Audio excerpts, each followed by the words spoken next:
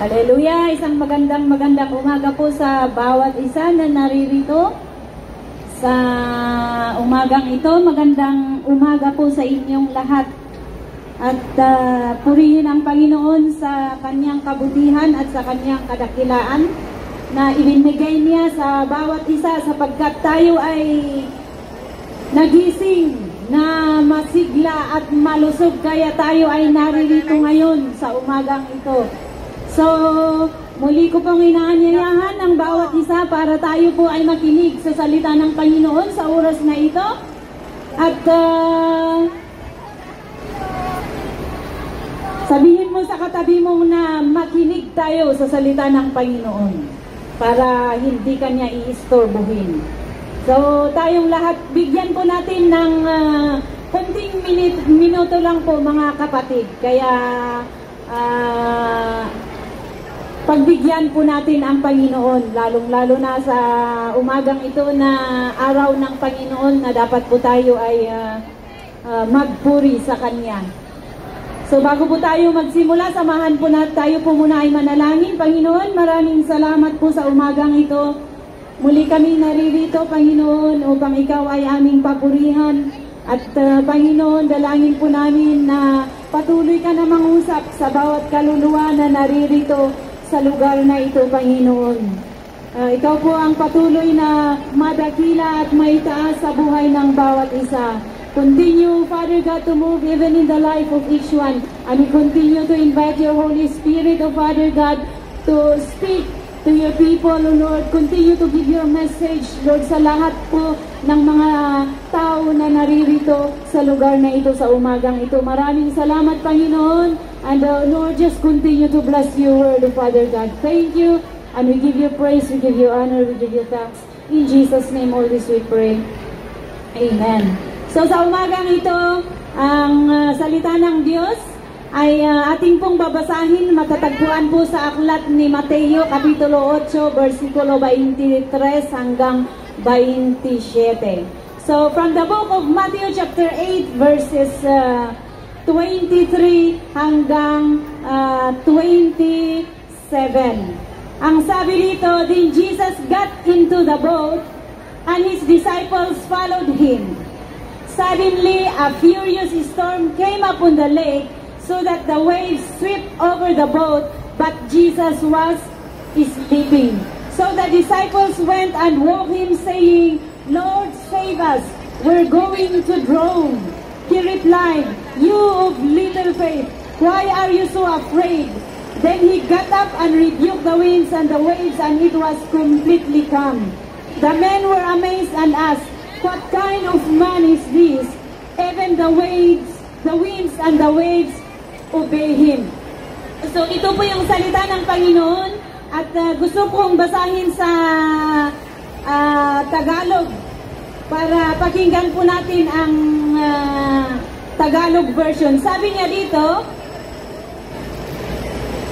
pagkatapos sumakay sa bangka si Jesus at sumama ang mga alagad niya. At habang naglalayag sila, biglang dumating ang malakas na bagyo at halos matabunan na ng malalaking alon ang kanilang bangka. Samantala si Jesus naman ay natutulog. Kaya nilapitan siya ng mga alagad niya at ginising. Sumigaw sila, Panginoon, iligtas niyo kami. Malulunod na tayo. Sumagot si Jesus, bakit kayo natatakot? Kay liit ng inyong pananampalataya. Bumangon si Jesus, pinatigil ang hangin at ang mga alon at naging payapa ang lahat. Namangha ang mga alagad niya at sinabi, anong klaseng tao ito kahit ang hangin at mga alon ay napapasunod niya. Purihin ang Panginoon. So ito pong kwento na ito ay kwento nung ang Panginoong Jesus ay naririto po, kasama niya ang kanyang mga alagad. Kasama niya ang kanyang mga disipulo. At sa panahong ito, sinabi niya na pupunta sila sa kabilang lugar. So, kailangan nila na sumakay sa isang bangka. At dito po, noong sumakay sila, sumama ang kanyang mga alagad. So, si Jesus at ang kanyang mga alagad sumakay sa isang bangka para po maglalayag sila, papunta sila sa ibang lugar. So dito po is pagkatapos nilang nagministro sa isang lugar, dito po sila na pumunta sila sa ibang lugar para po ipagpatuloy ang pagtuturo tungkol sa salita ng Panginoon. At nung nakasakay sila, habang sila ay naglalayag, si Jesus naman siguro dahil sa kapaguran, kaya natulog muna siya. But then ang sabi dito, biglang dumating ang malakas na bagyo. So bigla lang.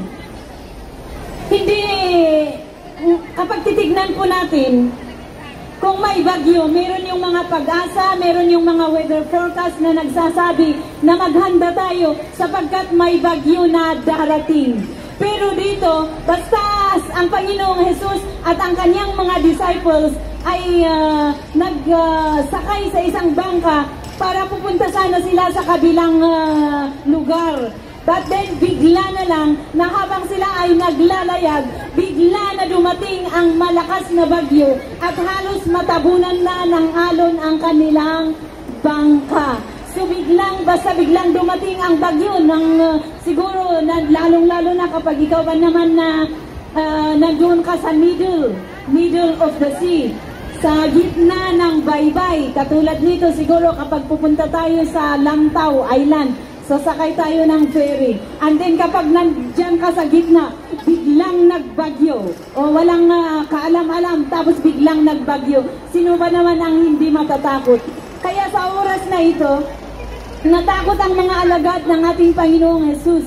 But then nung nakita nila si Jesus ay nakatulog, kaya ano ang kanilang mga ginawa? Lumapit sila kay Jesus. Sila po ay lumapit at sinabi, Panginoon. Sinabi nila, Panginoon, iligtas niyo kami, malulunod na tayo. Pero ano ang sinabi ng ating Panginoong Jesus? Sabi niya sa kanila, bakit ang liit ng inyong pananampalataya? Bakit kayo natatakot? At dito sa panahong ito, bumangon si Jesus at sinabi niya, pinatigil niya ang hangin at ang mga alon at naging payapa ang lahat. So makikita po natin dito ang aral na gustong ihayag sa kwentong ito. Yung aral is paano po tayo how can we stand the storms of life? Sa lahat ng bagyo na dumarating sa ating buhay, paano po tayo nakakapagtayo o paano po natin nalalagpasan yung lahat ng mga bagyo na dumarating sa ating buhay? Kung titignan po natin yung nangyari sa Pilipinas, sunod-sunod ang bagyo. Si Bagyong Tino, pagkatapos si Bagyong Uwan. Ano ang ginawa ng bagyo? Ano po ang effect ng bagyo na nagkaroon po ng flood? At maraming mga sasakyan ang mga nasira dahil sa flood. Maraming mga sasakyan ang nasira dahil sa flood. Pati mga bahay, mga nalunod ang mga bahay, yung mga tanim. Doon sa probinsya, yung mga tanim sinira na ng bagyo. Even yung mga animals. Yung mga animals, nalunod na rin yung mga animals dahil po sa baha. So makikita po natin dito na dahil sa bagyo maraming mga nasira ang lahat ng mga pinagpaguran ng mga kababayan natin. Baka isa sa inyo, yung mga nandoon sa lugar na kung saan lahat ng mga pinagpaguran nyo, yung mga bahay ninyo, o yung mga sasakyan na lahat is pinag-inupunan ninyo dito sa Hong Kong, ibinili ninyo ng sasakyan, ibinili ng mga animals para magnegosyo. Pero ano ang nangyari nang dahil sa bagyo na baha at nawala ang lahat ng mga pinagsikapan at lahat ng mga pinagpaguran? At paano po tayo makakatayo? Sabi, paano po tayo muling makakabangon sa dala ng bagyo sa buhay natin? Kaya ito po ang gustong ibahagi sa umagang ito na kung paano po tayo makabangon. Nakita po natin dito sa kwentong ito na biglang dumating ang bagyo. Hindi po natin inaasahan ang lahat ng mga problema. Walang nagsasabi sa inyo na, ay darating si Bagyong Uwan, ihanda na ninyo ang inyong mga bahay. Maghanda kayo. Kailangan yung mga flood control. Wala po. Kahit alam po natin na mayroong mga bagyo na dumarating. Pero kung ano po yung epekto ng bagyo o kung ano ang gagawin ng bagyo, hindi po natin alam kung ano ang kanyang sisirain.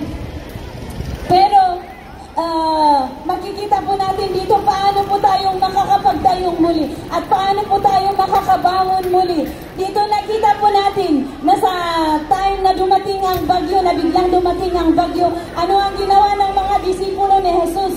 Lumapit sila sa ating Panginoong Jesus. So sila po ay lumapit at tinawag ang ating Panginoon.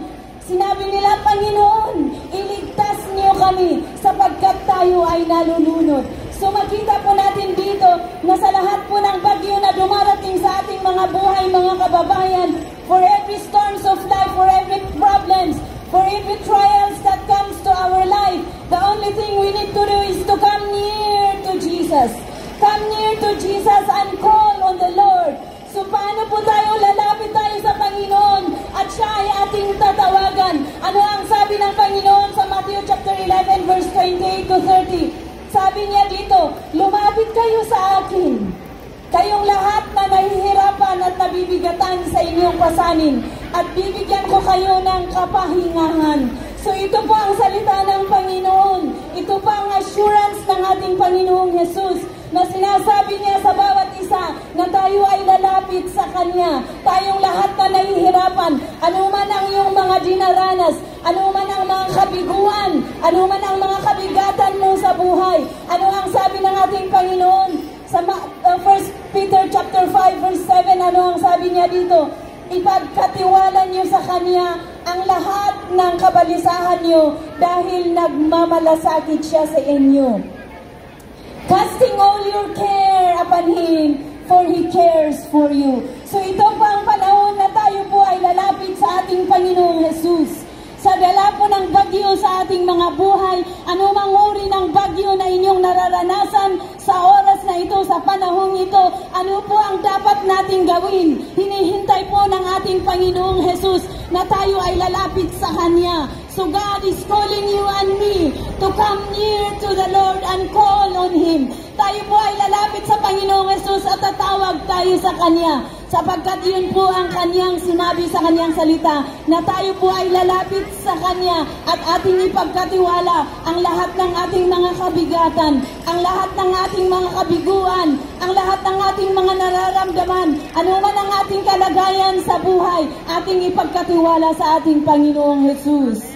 Para po tayo ay makabangon muli. Hindi po natin kaya, pero kapag nandoon ang Panginoon, siya po ang sabi niya dito, bibigyan niya tayo ng kapahingahan. Hallelujah! Purihin ang Panginoon. Ang sabi niya dito sa Psalms chapter 55 verse 22, cast your burden on the Lord and He shall sustain you. He shall never permit the righteous to be moved. Sa Tagalog, sabi niya, ibigay mo sa Panginoon ang inyong alalahanin at ikaw ay Kanyang kakalingain. Hindi niya pababayaan ang mga matuwid magpakailanman. So ito po yung mga pangako ng ating Panginoon. The promises of the Lord Jesus to each and every one of us.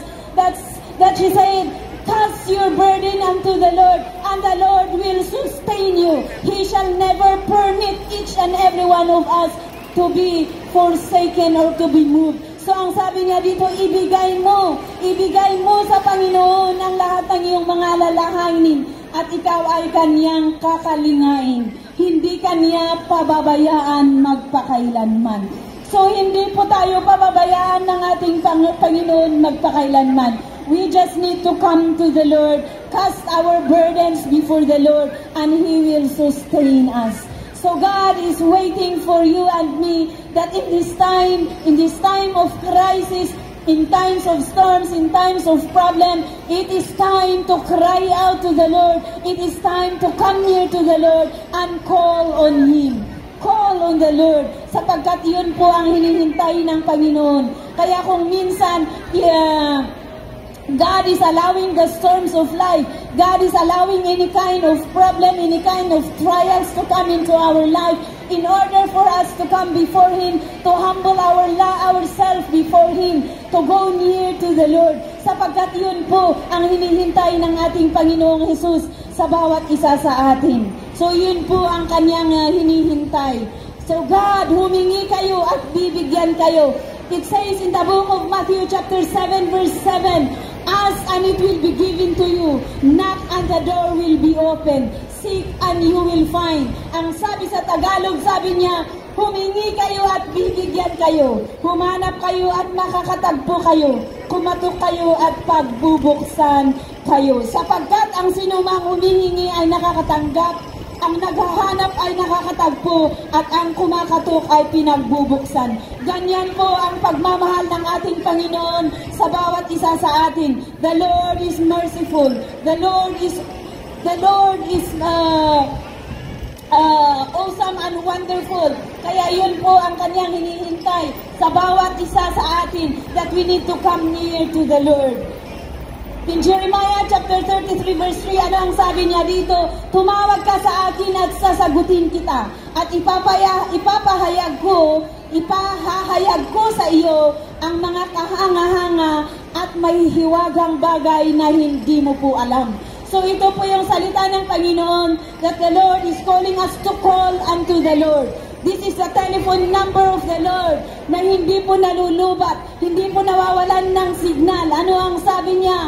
Call unto me and I will answer you and tell you great and unsearchable things you do not know. Tumawag ka sa akin at sasagutin kita, at ipahahayag ko sa iyo ang mga kahanga-hanga at mahihiwagang bagay na hindi mo po alam. Ito po ang mga pangako at salita ng Panginoon sa bawat isa sa atin, na tayo po ay muling tatawag sa Panginoon. Magpapakumbaba sa kanyang harapan at sabihin natin, Panginoon, ikaw po ang aking kailangan. Ang Panginoon lamang po ang ating kailangan. So yan po ang ginawa ng ating Panginoong Jesus in order to be able to stand, para po tayo ay makabangon muli sa lahat po ng mga kinatatayuan natin sa buhay. We need to come near to the Lord. Go near to God. We pray to the Lord. Call on the name of the Lord. So it's time to call on the name of the Lord. And then, so it's time to call on the name of the Lord. At makikita po natin dito sa kwento ng tinawag ng mga disipulo ang ating Panginoong Jesus. Bumangon ang ating Panginoong Jesus at sinabi niya sa mga sa dagat, sabi niya, be calm, keep still. Yun po ang sabi niya, pinatigil niya ang bagyo at ang mga alon. Kaya naging the sea was already calm. Pero ano ang sabi niya sa kanyang mga alagad? You of little faith, why are you so afraid? Kayong may mga maliliit na pananampalataya. So ang Panginoong Jesus, yung sinasabi niya dito, kailangan po natin ng pananampalataya, mga kapatid, mga kababayan. Kung tayo po ay tatawag sa ating Panginoong Jesus, kailangan po na may pananampalataya. At ang sabi sa salita ng Panginoon, that faith comes by hearing the message of the Lord. Ang pananampalataya ay mapapaisa inyo kung tayo po ay makikinig sa salita ng ating Panginoon. Ang pananampalataya po ay manggagaling mismo sa ating Diyos Ama na nasa langit. Ibibigay niya sa bawat isa sa atin, at mapapasa atin po ang pananampalataya kung tayo ay makikinig sa salita ng Panginoon. Because yun po ang kanyang sabi sa kanyang salita, that faith comes by hearing the message, and the message is heard through the Word of God. Ibig sabihin, kahit sinasabi mo na ikaw ay isang mananampalataya, ikaw ay isang Kristiyano, kung hindi ka naman nakikinig sa salita ng Panginoon, walang pananampalataya po yan, kababayan, kapatid. Walang pananampalataya po kung kailanman hindi ka man nakinig sa salita ng Panginoon, hindi ka pa nagbasa sa salita ng Panginoon, kahit anong gawin mo na tumawag at lumapit sa Panginoon, kung wala kang pananampalataya, the Lord needs faith in order for our prayers to be answered. So kailangan po natin ang pananampalataya para sagutin tayo ng ating Panginoon sa lahat ng ating mga hinaing at dinadaing sa Kanya. Paano po mapapasa atin ang pananampalataya, mga mahal na kababayan? We need to listen to the word of the Lord. Kailangan po natin na makinig sa Kanyang salita. So ito po ang panahon na sinasabi ko sa inyo, pagbigyan po natin ng panahon ng Panginoon na sa harap po ng ating mga Diyos, give time to go and listen to the word of the Lord. Kahit sa ang simbahan, nakasulatan ng Panginoong Jesus, tayo po ay magbasa sa kanyang salita. Tayo po ay manalig sa kanya. Tayo po ay makinig sa kanyang salita para magkaroon po tayo ng pananampalataya. At ano ang sabi niya doon? Kung tayo po ay tatawag sa kanya, ibibigay ng Panginoon ang kasagutan ng ating mga hinaing at ating mga daing. Ang ating mga panalangin, tayo po ay kanyang sasagutin kung tayo po ay may pananampalataya, mga kababayan. So kailangan po natin ang faith, kailangan po natin ang pananampalataya ay ang katiyakang matatanggap natin ang mga bagay na ating inaasahan, ang sabi sa Book of Hebrew, chapter 11, verses 1. At ito ay ang pagiging sigurado sa mga bagay na hindi nakikita. Dahil sa kanilang pananampalataya, ang mga ninuno natin ay kinalugdan ng Diyos. Because of the faith, sabi niya, ang mga ninuno natin ay kinalugdan ng Diyos. Hebrews chapter 11 verse 3, sabi niya, dahil sa pananampalataya, alam natin na ang sanlibutan ay ginawa ng Diyos sa pamamagitan ng kanyang salita, kaya ang mga bagay na nakikita natin ay galing sa mga hindi nakikita, sapagkat ang Diyos ang gumawa. At sa verse 6, sabi niya, kung walang pananampalataya, walang sino man ang makapagbibigay lugod sa Diyos, mga kababayan. Hebrews chapter 11 verse 6, kung walang pananampalataya, sabi niya dito, walang sino man ang makapagbibigay lugod sa Diyos, sapagkat ang sino mang lumalapit sa Kanya ay dapat maniwalang may Diyos at bibigyan niya ng gantimpala ang mga taong humahanap sa Kanya. So kailangan po natin ang pananampalataya, hanapin po natin ang ating Panginoong Jesus.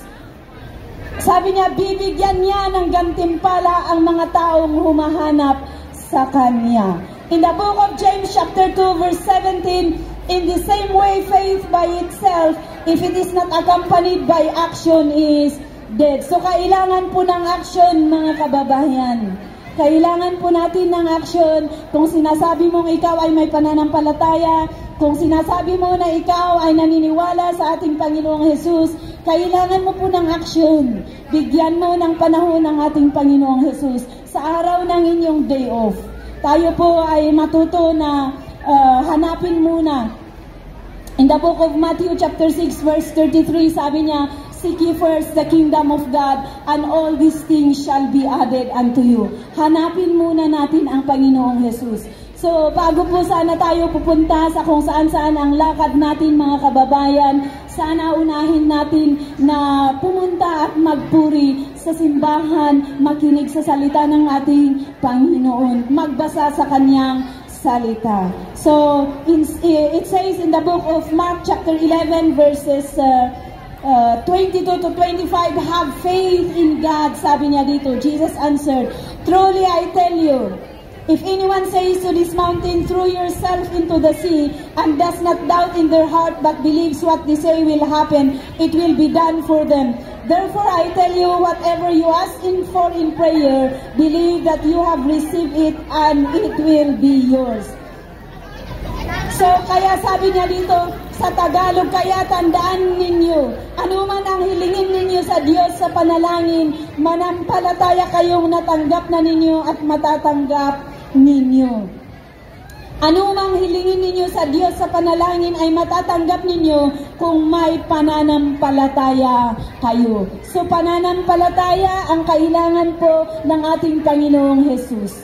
The Lord is looking for all those who are through yung may totoo na pananampalataya. Yun po ang mensahe sa panahon ito. Kaya kung bakit mga bagyo ang dumarating, because gusto ng Panginoon na ang mga tao ay manalig at manampalataya sa Kanya. Gusto ng Panginoon na ang mga tao ay hanapin ang ating Panginoong Jesus, tumawag at lumapit sa Kanya. Ito po ang mensahe ng Panginoon sa panahon ito. Kaya mga kababayan, tayo po ay patuloy na manalig sa ating Panginoong Jesus. Tayo po ay patuloy na manalig sa ating Panginoong Jesus. And it is time to give our life before the Lord, to surrender our life before the Lord. So mga kababayan, ito po ay bukas po ang ating altar sa umagang ito. Kung gusto mo po na patuloy, paano ka pa magsimula? Hindi mo po alam kung ano ang iyong gagawin, ano po ang iyong lahat ng inyong mga kabigatan. Ikaw po ay naguguluhan, wala kang direction sa buhay. Kaibigan, kapatid, ito po ay isang imbitasyon na libre sa bawat isa. Wala pong bayad. If you have faith and you want, kailangan mo ang Panginoon, meron kang mga katanungan sa buhay, we are calling each and everyone, the altar is open.